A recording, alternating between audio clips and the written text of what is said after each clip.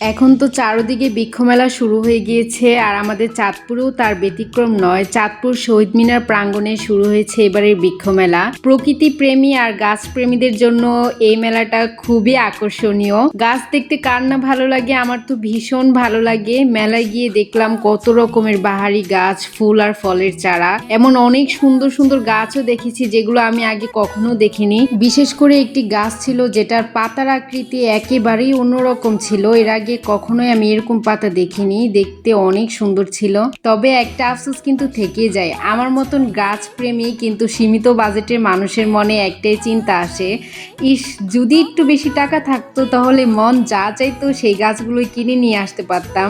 এত সুন্দর সুন্দর গাছ দেখে সবই নিজের সংগ্রহে রাখতে ইচ্ছে করছিল, কিন্তু সবসময় তো আর সেটা সম্ভব হয় না। চাঁদপুরে যারা আছেন কিন্তু বৃক্ষ মেলায় যাননি তাদের বলবো সুযোগ থাকলে অবশ্যই একবার ঘুরে আসুন। শুনেছি মেলাটি মাত্র এক সপ্তাহ চলবে, যদিও বিষয়টি আমি শতভাগ নিশ্চিত নই, তবে যতটুকু শুনেছি সেটা আপনাদের জানিয়ে রাখলাম যাতে কেউ মিস না করেন। শুধু চাঁদপুর কেন, আপনাদের আশেপাশে কোনো বৃক্ষ মেলা হলে সে জায়গায় একটু ঘুরে আসুন আর চেষ্টা করবেন অন্তত একটা গাছ হলেও কিনে নিয়ে আসতে, কারণ আমরা যত বেশি গাছ লাগাবো আমাদের পরিবেশ ততই সবুজ, সুন্দর আর সতেজও থাকবে। মেলায় সুন্দর সুন্দর বনসাই গাছও ছিল আর আমি নিজের জন্য ছোট্ট একটা স্পাইডার প্ল্যান্ট কিনে এনেছি। আমার সংগ্রহ স্পাইডার প্ল্যান্টের আরেকটি জাত আগে থেকে ছিল, তবে এই জাতটি ছিল না, তাই সুযোগ পেয়ে এটা নিয়ে এলাম। এছাড়া সেদিন আমি উপহার হিসাবে আরো দুটি গাছ পেয়েছি, সেগুলো আপনাদের পরের ভিডিও দেখাবো। সবাই ভালো থাকবেন, আল্লাহ হাফেজ।